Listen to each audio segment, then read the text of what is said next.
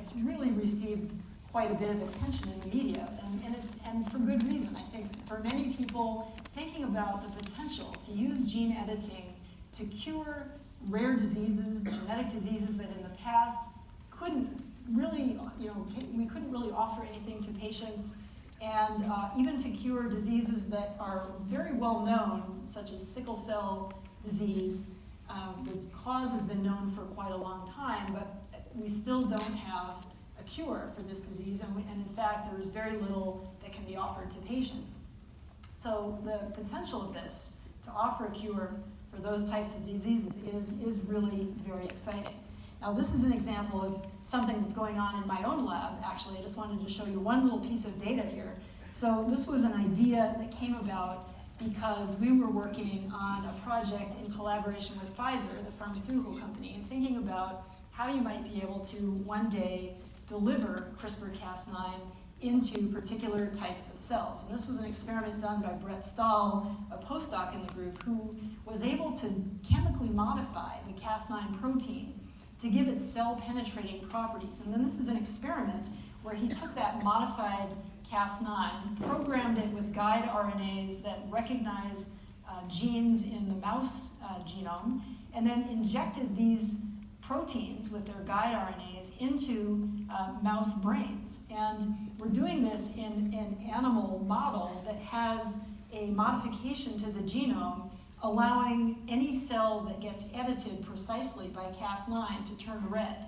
And so what you're seeing over here is some actual data where we have injections being done on two sides of the mouse brain, and you can see that many of the cells in a volume of tissue around the injection site turn red.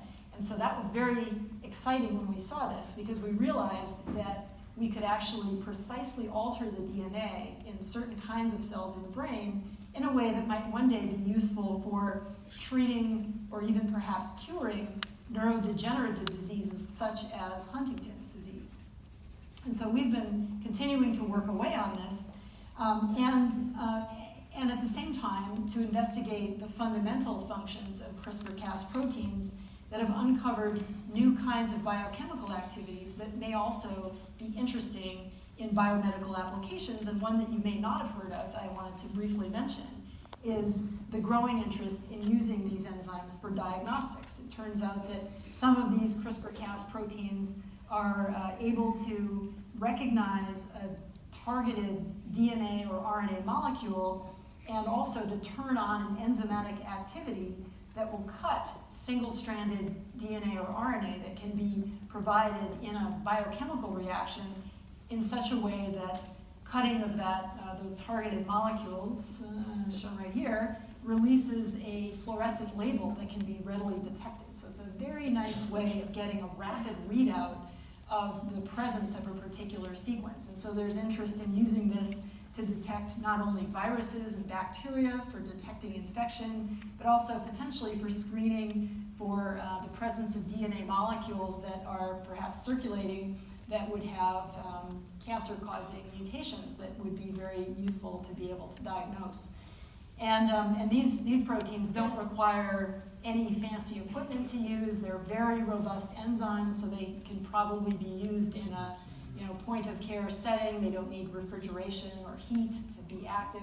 So there's a lot of interest in developing these as diagnostics that could be used in settings where you don't have access to fancy equipment.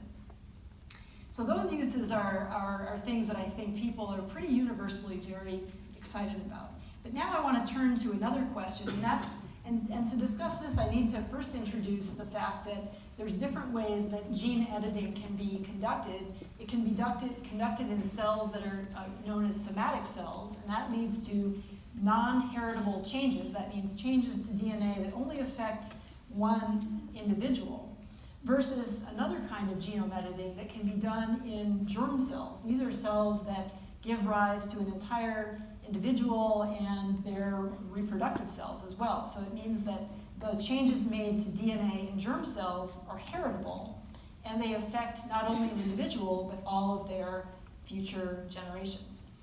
And so very early on in this field, it was clear that the CRISPR-Cas9 technology would work very well for germ cell editing, and this was done initially in mice, and then later it was done in rats, and it was done in fish, and so it was very clear that this was a robust way to alter germ cells in animals. And of course, people started thinking early on about, what about human germ cell editing? Would this be possible? And it seemed to me very likely that there was no reason to think that it wouldn't be. And in fact, in early 2014, an article was published from a group that showed you could use CRISPR-Cas9 for germline editing in monkeys.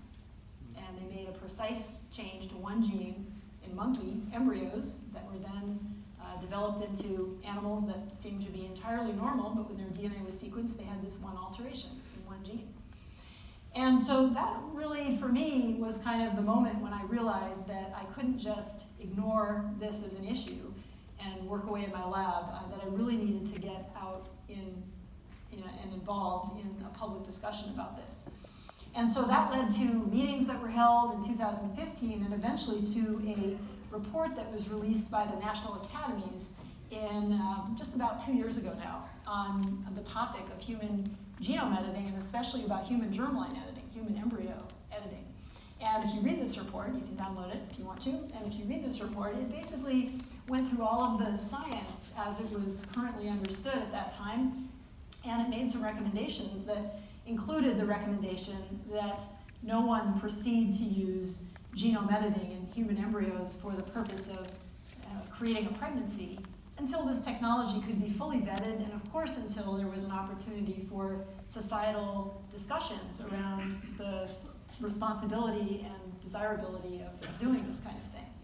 Now, you can imagine my combination of shocks, maybe surprise is not the right word, but certainly consternation, I guess is a good word, when I received an email from this individual right at the end of November of last year. This is a guy named He Jiankui, who I knew very, we had run into each other at a couple of meetings. We didn't know each other well, but he emailed me telling me that he had completed the clinical use of CRISPR-Cas9 in human embryos that resulted in pregnancy and the birth of twin girls who had edits to their DNA.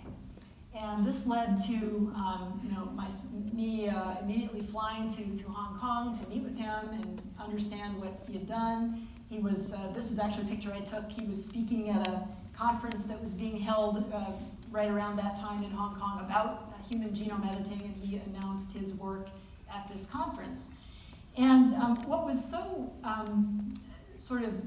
to me, sort of horrifying about hearing about this work was the way that it was actually done. I just want to show you one slide. This is sort of somewhat technical, but let me just you really just have to pay attention to the fact that the different lines don't look the same. Okay, so on the very top is a diagram of the gene, the part of the genome that was edited in these twin girls, and it's a gene known as CCR5 that's involved in HIV infection. And the stated purpose of this clinical use of genome editing in these twin girls was to prevent future HIV infection by removing or making a deletion in the gene required for HIV to infect their cells.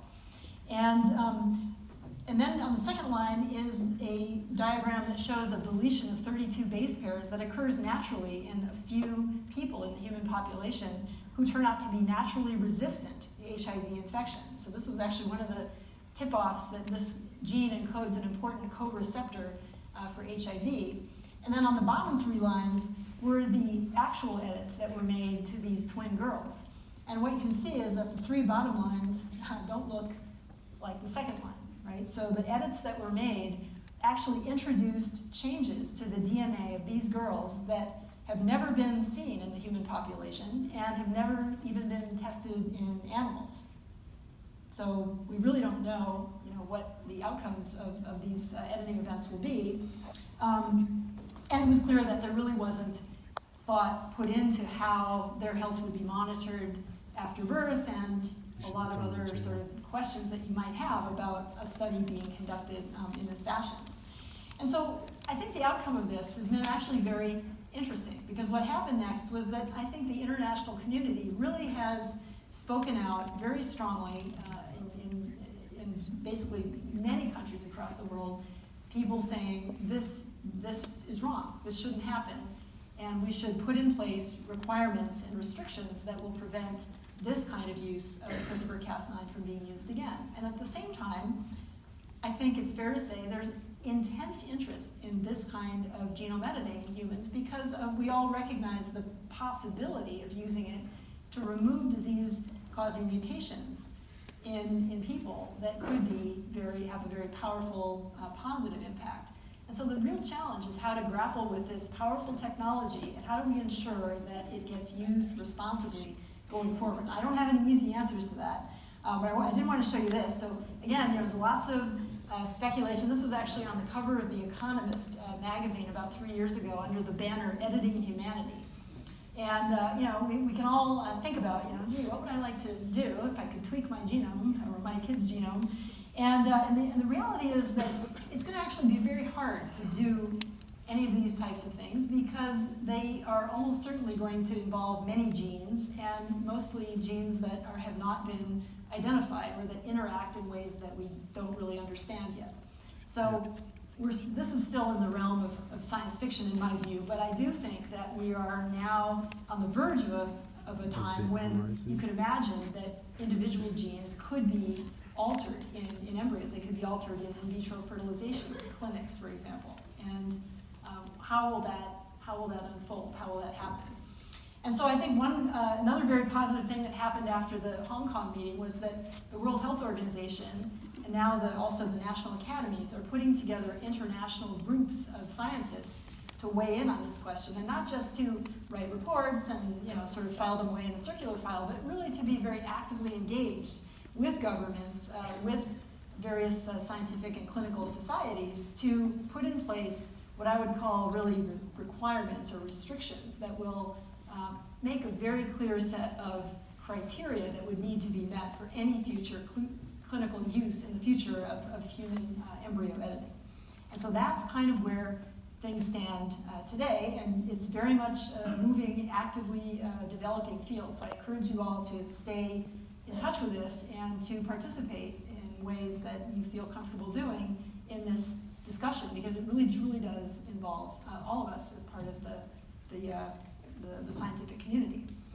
And I'll just end there. I want to just point out that I think the potential for RNA-guided genome manipulation is very exciting right now. There's lots of technology development that's happening, and many things I didn't have time to tell you about tonight, but it's a very fast-moving field. We know that both delivery and control are going to be key, and when I say control in particular, I mean both in a chemical sense, but also in a societal sense, and how we can make sure that the technology is used responsibly going forward. And finally, as I think you got a sense, and especially for those that might have come to my talk this morning, you know that I think fundamental research is going to continue to be the driver of this field, right? It's going to be the people like Jill Banfield and many people I met here actually, who are investigating fundamental biology of microbes and how they interact in their environment and with humans, that's going to continue to uncover new technologies, new CRISPRs, but also whatever comes beyond CRISPR, that will continue to drive forward our ability to study biology and investigate our world in really unprecedented ways. So if you're a student right now, I think you are at a very exciting moment where there's incredibly exciting opportunities going forward in research, and I encourage all of you to pursue this field. It really is truly a wonderful career. And I'll just close there. I want to thank my group. I want to thank my